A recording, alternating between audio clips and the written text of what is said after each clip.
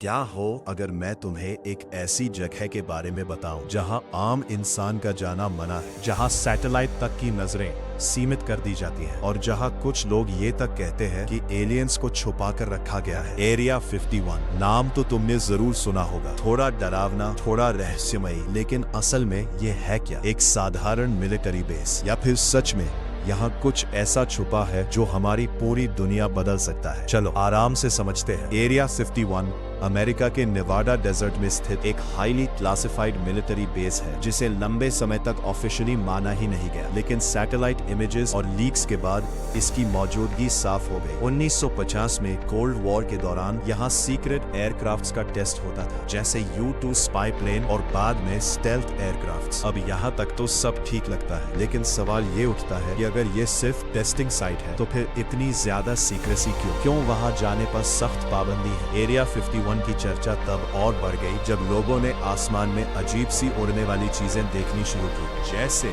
Physics के rules ही काम नहीं कर रहे हो। 1960 से लेकर आज तक हजारों लोगों ने UFO देखने का दावा किया है। कुछ कहते हैं ये एडवांस्ड मिलिट्री टेक्नोलॉजी है, लेकिन कुछ लोगों का मानना है कि ये इंसानों की बनाई चीज नहीं है। फिर 1979 में एक शख्स सामने आया, बॉब लज़ार। उसने कहा कि उसने एरिया 51 के अंदर काम किया है और वहाँ एलियन स्पेसक्राफ्ट्स पर रिसर्च हो रही है। उसने एक मिस्टीरियस चीज का जिक्र किया, एलिमेंट 115, जो सपोजिडली ग्रेविटी को कंट्रोल कर सकती है। सरकार ने उसकी बातों को झूठ बताया, लेकिन आज भी बहुत लोग उस पर विश्वास करते हैं। सालों तक सरकार ने एरिया 51 के अस्तित्व को नकारा, लेकिन 2013 में CIA ने इसे ऑफिशियली मान लिया। हालांकि उन्होंने सिर्फ एयरक्राफ्ट टेस्टिंग की बात मानी। UFO या एलियन टेक्नोलॉजी पर आज भी चुप्पी है, और यही चुप्पी सबसे बड़ा सवाल बन जाती है। आखिर ऐसा क्या है जो हमें नहीं बताया जा रहा? अगर सच में हम इस ब्रह्मांड में अकेले नहीं हैं, तो क्या हमें उस सच्चाई के लिए तैयार किया जा रहा है, या फिर उसे हमेशा?